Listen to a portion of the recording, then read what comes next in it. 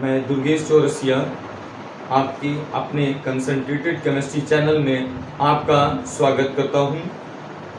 मैंने पिछले वीडियो में आपको some basic concept of chemistry में बताया हुआ था मोलरिटी सॉल्यूशन के कंसंट्रेशन के स्टेप्स बताए थे, जिसमें मोलरिटी, मोलैलिटी और नॉर्मलिटी के विषय में बताने की स्टार्टिंग की थी, जिसमें मैंने आपको मोलरिटी का एक एग्जाम्पल भी दिया था। उसी एग्जाम्पल को मैं आगे कंटिन्यू करता हूं। मोलरिटी एक नेक्स्ट एग्जाम्पल दे रहा हूं। 0.365 gram of HCl dissolve in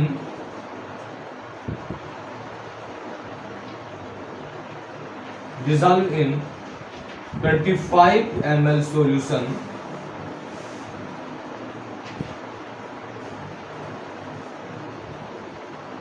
find out its molarity. Find out molarity of solution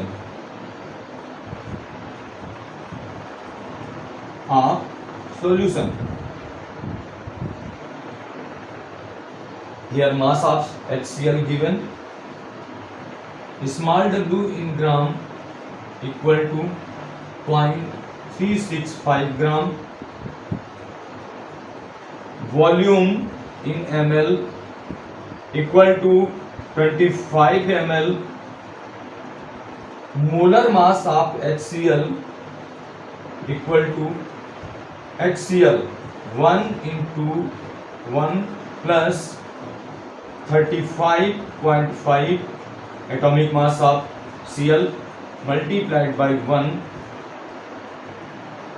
then molar mass of HCl equal to 36.5.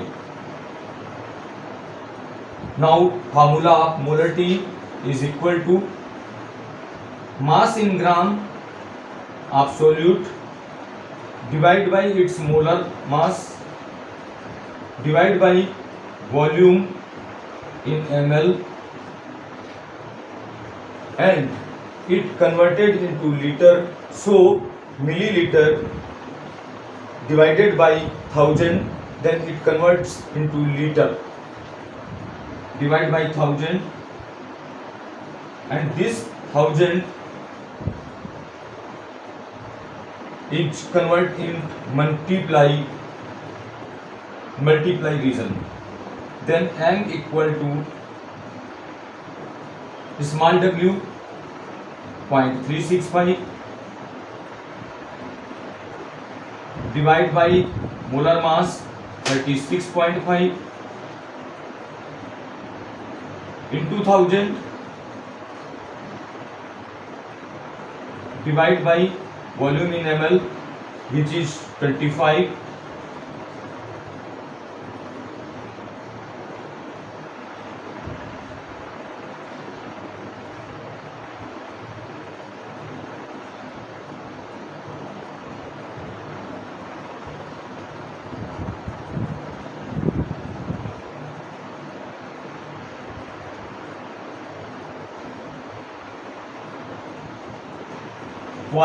.4 0.4 mole per liter.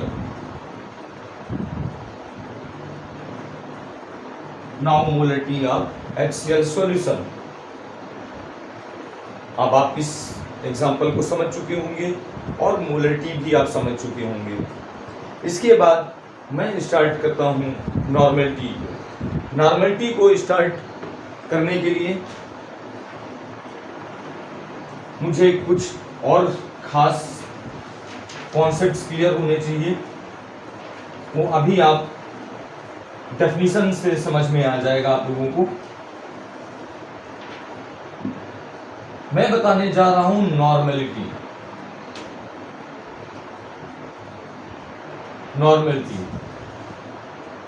Normality define करने जा रहा हूं। definition. Number of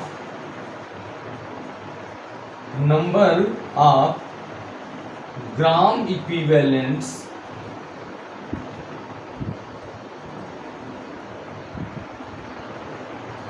present in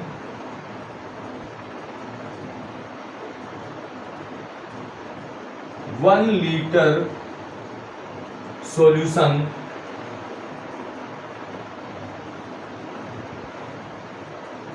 known as normality of that solution.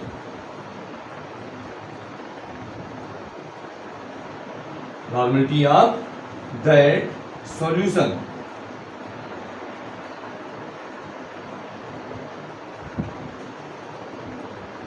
It means it is denoted by capital N. It is denoted by capital N. Capital N. Normality equal to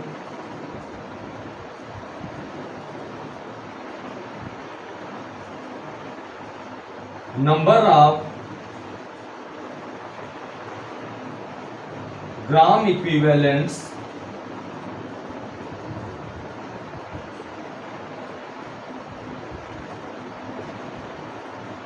divided by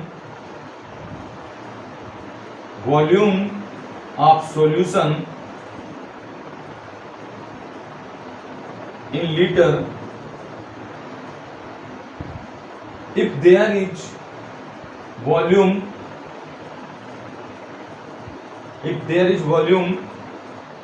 in terms of ml, then it converts into liter by dividing 1000. So normality equal to number of gram equivalent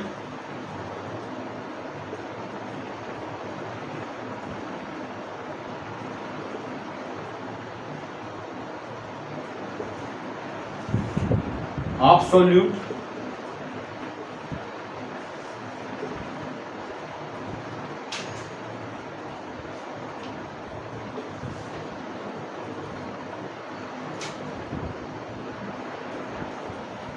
divided by volume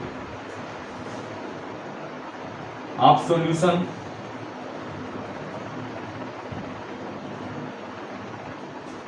there is volume given in milliliter, so it can be divided by 1000 to convert ml into liter.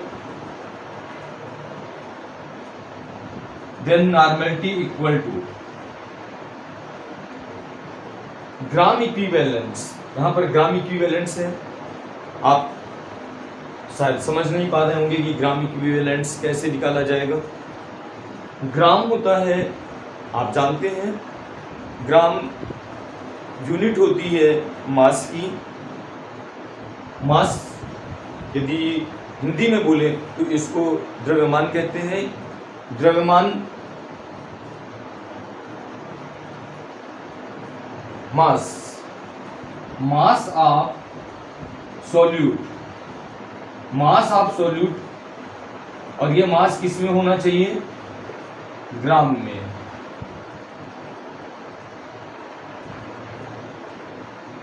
ग्राम आ चुका. अब यहां पर equivalents दिया हुआ है.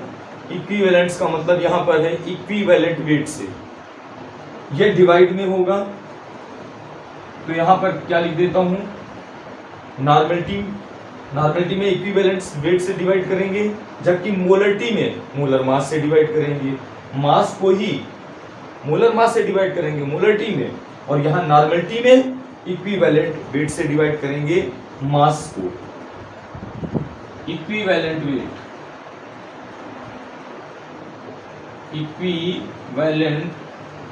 Weight of solute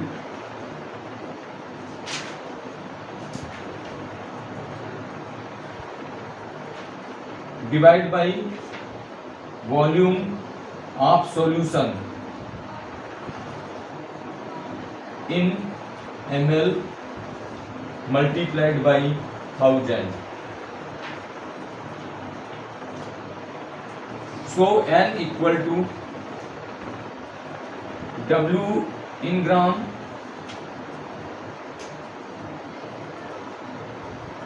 divide by equivalent weight into 1000 divide by volume in ml.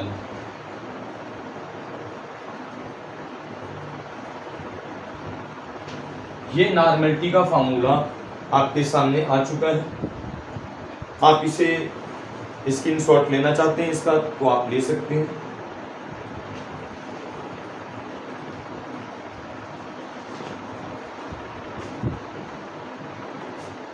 इसी फार्मूले से हम एक और फार्मूला क्रिएट कर सकते हैं।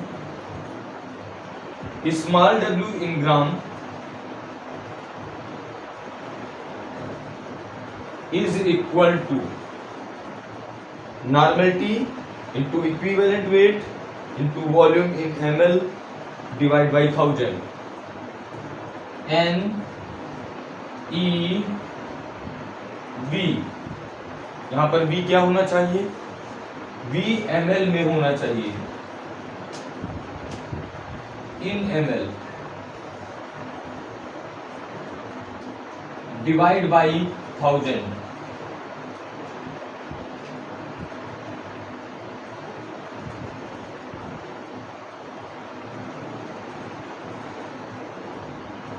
यदि सॉल्यूशन का नॉर्मेलिटी दिया है, इक्विवेलेंट वेट दिया है और वॉल्यूम दिया गया है, तो वॉल्यूम यदि लीटर में गिवन है तो ml में कर सकते हैं और 1000 से डिवाइड कर सकते हैं, जिससे दिए गए सॉल्यूट का मास हम लोग निकाल लेंगे। यदि ये लीटर में दिया है तो इस केस में क्या कर सकते हैं? इस केस में मुझे कुछ ये 1000 से डिवाइड करने की कोई प्रॉब्लम ही नहीं है। That's right.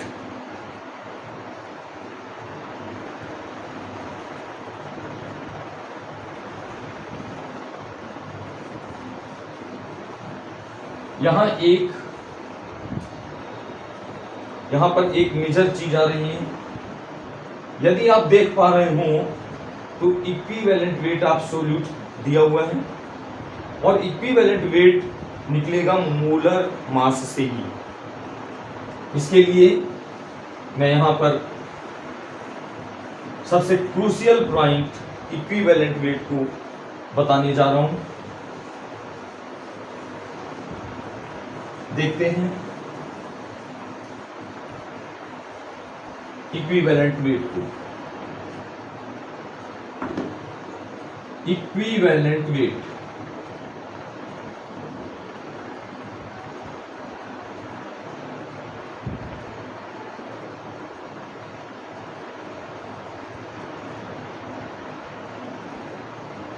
इक्विवेलेंट वेट आपको मालूम होगा हमारे पास कई टाइप के सब्सटेंस होते हैं। फॉर एग्जांपल कोई एसिड की तरह बिहेव करता है, कोई बेस की तरह बिहेव करता है, कोई सॉल्ट की तरह बिहेव करता है। और नेक्स्ट में हम आपको ये भी बताएंगे ऑक्सीडाइजर कौन होता है और रिड्यूसर कौन होता है। ऑक्सीडाइजर और रिड्यूसर, क्योंकि यहाँ मुझे सम बेसिक कॉन्सेप्ट बताना है, इसलिए ये सारी चीज़ें आनी हैं। नेक्स्ट वीडियोस आते ही रहेंगे, उसमें मैं आपको बताता रहूँगा। रिडॉक्स के लिए एक अलग वीडियो बनेगा, वहाँ पर आपको इसको क्लियर करेंगे। ऑक्सीडाइजर, रिड्यूसर, ये रिडॉक्स रिएक्शन में मुझे क्लियर करना है। रिडॉक्स रिएक्शन, वैसे आप लोगों ने रिडॉक्स रिएक्शन के विषय में पढ़ा रखा होगा क्लास 10th में, लेकिन मैं उसको क्लियर करूंगा। आप देखते हैं acid base salt, oxidizer, reducer. इस टाइप के हमारे कंपाउंड्स होते हैं। सबसे पहले equivalent weight of acid, equivalent weight of acid.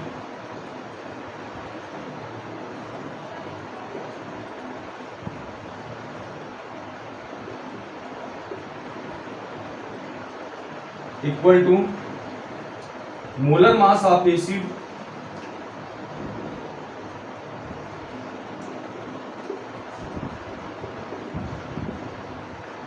Divide by basicity of acid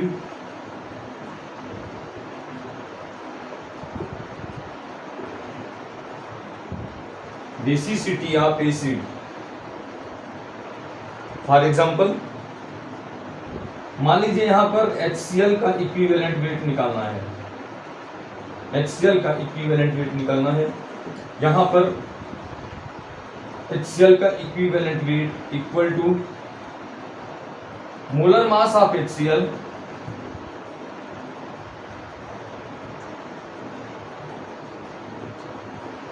divide by basicity of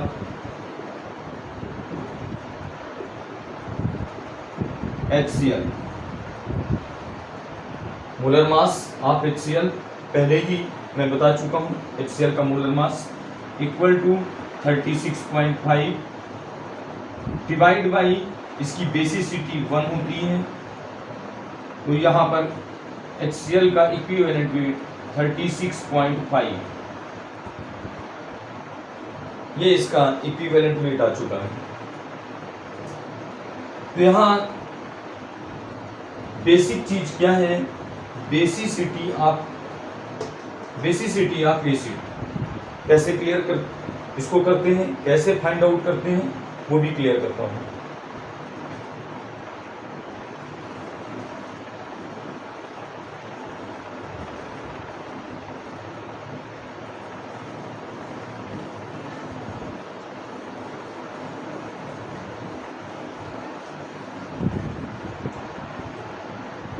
basicity of acid,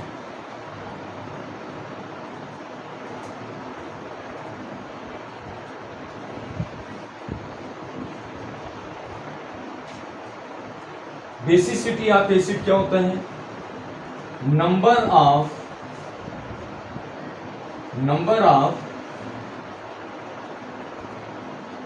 replaceable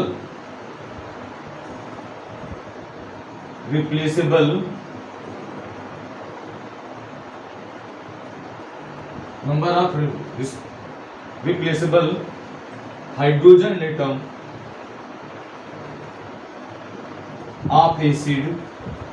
of an acid known as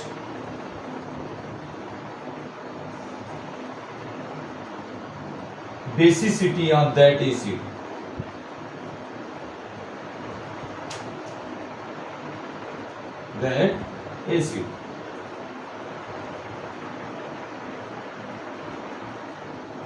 Number of replaceable hydrogen atom of an acid known as basicity of that acid.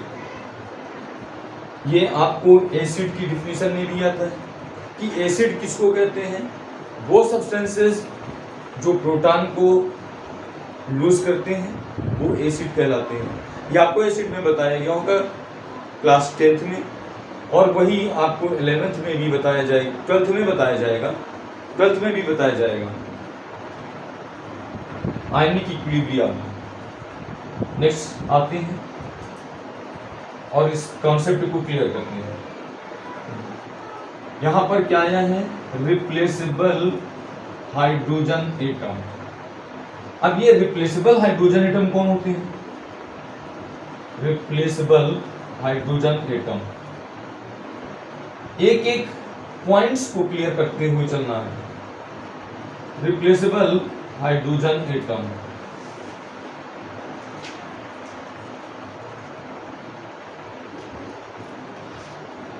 number of active hydrogen atom, number of active hydrogen atom present in an atom present in an acid number of active hydrogen atom present in an acid known as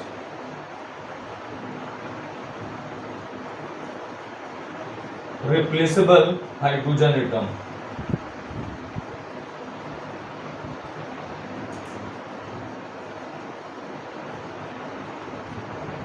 सबसे पहले मैंने यहाँ पे क्या बताया, basicity of acid. Basicity of acid क्या होते हैं, number of replaceable hydrogen atom. Number of replaceable hydrogen atom कौन होते हैं, number of active hydrogen atom. अब बात आ गई active atom, active hydrogen atom. अब ये एक्टिव हाइड्रोजन एटम क्या होते हैं, एक्टिव हाइड्रोजन एटम वे होते हैं जो ऑक्सीजन से, नाइट्रोजन से या सल्फर से डायरेक्ट एसोसिएट होते हैं, उन्हीं को हम लोग एक्टिव हाइड्रोजन एटम कहते हैं। Active hydrogen atom, active hydrogen atom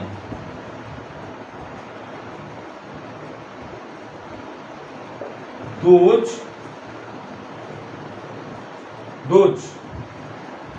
hydrogen atom attached with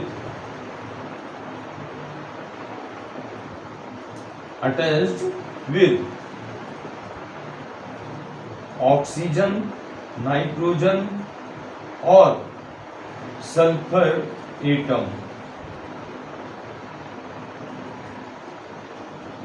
that known as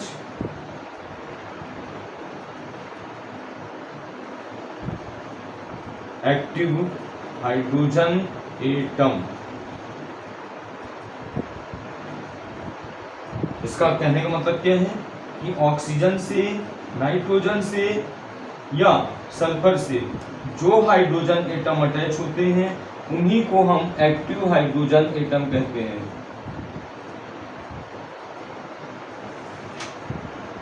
और ये जो एक्टिव हाइड्रोजन एटम होते हैं वही रिप्लेसेबल हाइड्रोजन एटम होते हैं और वही बेसिसिटी एसिड की होती है।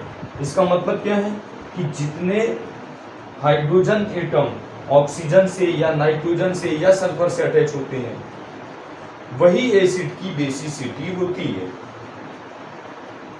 आप इसको स्क्रीनशॉट इसका ले सकते हैं और इसके आगे मैं कंटिन्यू करता हूं।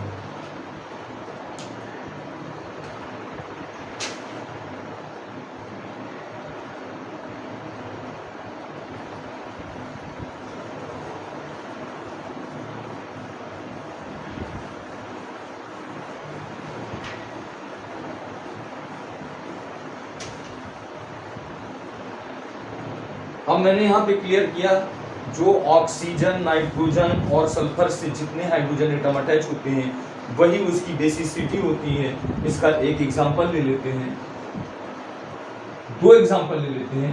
पहला केस ले लेते हैं H2SO4 का। H2SO4 में सेंट्रल एटम कौन है, S। जितने O और H आप साथ में रख सकते हैं उतने O और H आप साथ में रख लेंगे। O और H, O और H, remaining oxygen 2 atom O O।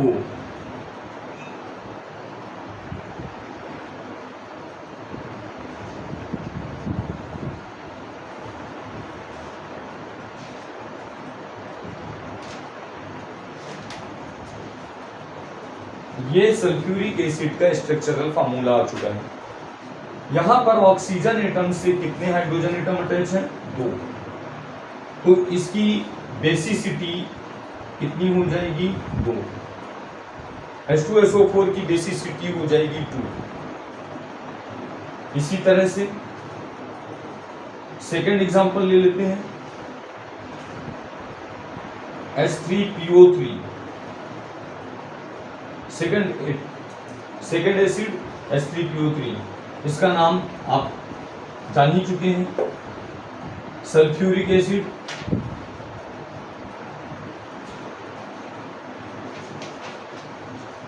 और इसका नाम है आर्थोफास्फोरस acid.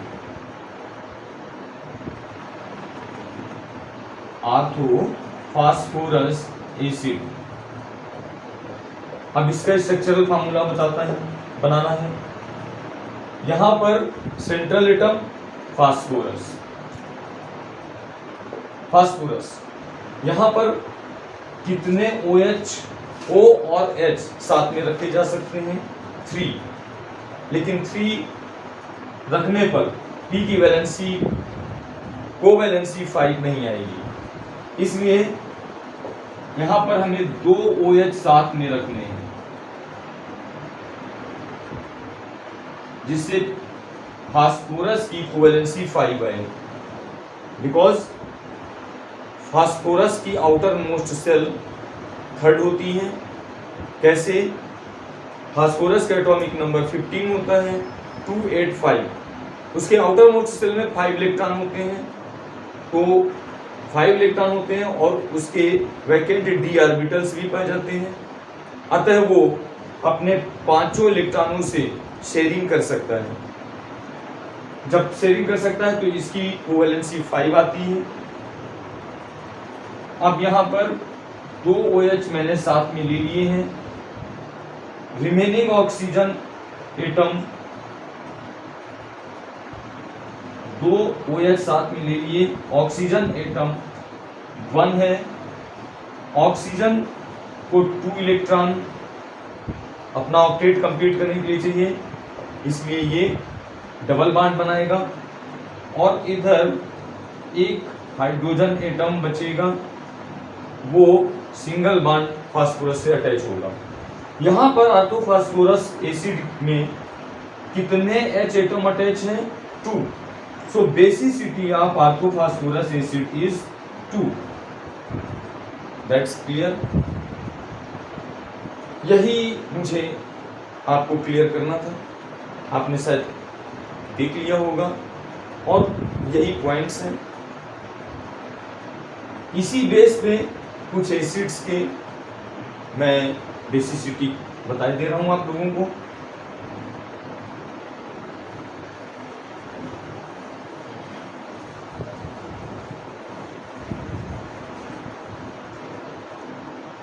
Acid and its basicity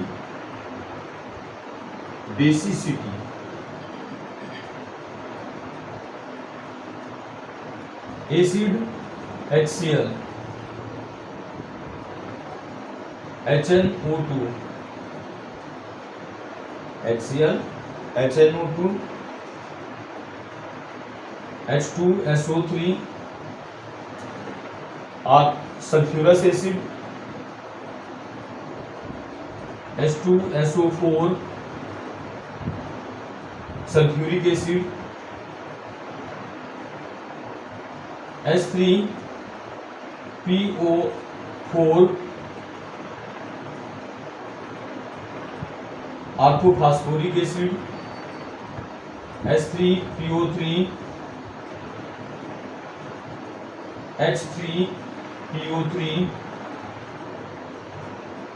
आर्थोफास्फोरस acid H3PO2 hypophosphorous acid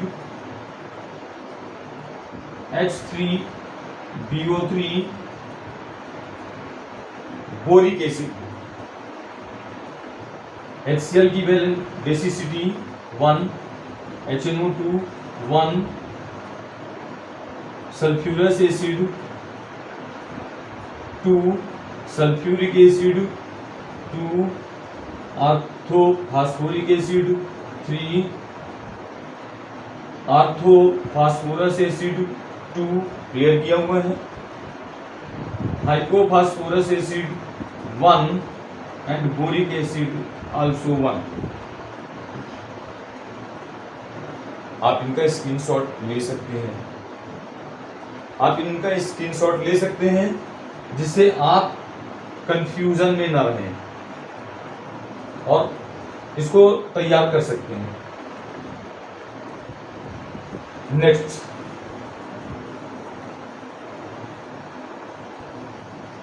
मैं नेक्स्ट में आपको और एसिड दे रहा हूं। ये हमारे हो गए minerals acid. Now organic acid, for example HCOOH। यहाँ ध्यान देने वाली बात यह है कि COOH का ये हाइड्रोजन एटम एसिडिक होता है। इसका नाम है formic acid. Formic acid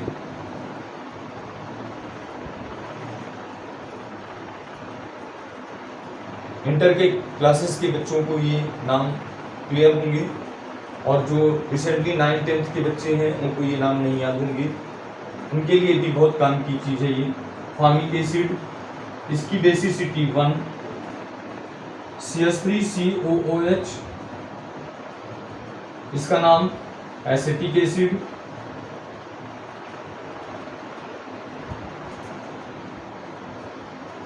one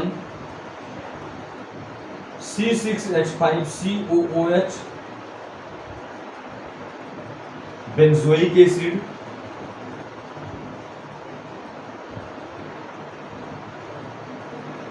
one and last COOH bond COOH, COOH bond COOH, oxalic acid.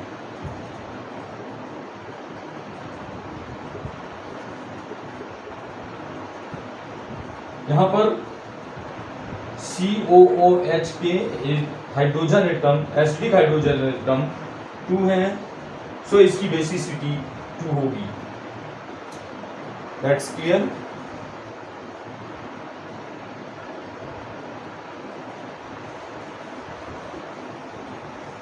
अब मैं इसमें से किसी एक का इक्विवेलेंट वेट निकलवा देता हूं। फॉर एग्जांपल, मान लीजिए मैंने H3PO4 ऑर्थोफॉस्फोरिक एसिड का इक्विवेलेंट वेट फाइंड आउट करना है। So equivalent weight of H3PO4 is equal to molar mass of H3PO4 divide by its basicity. Molar mass of H3PO4 1 into 3 plus 31 into 1 plus 16 into 4 divide by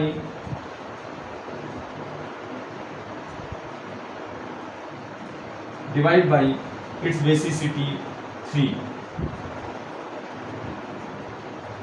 98 divided by 3 is equal to 3 3s are 9, 3 2s are 6, 3 2s are 6, 3 6s are 18, 3 6s are 18, 32.667।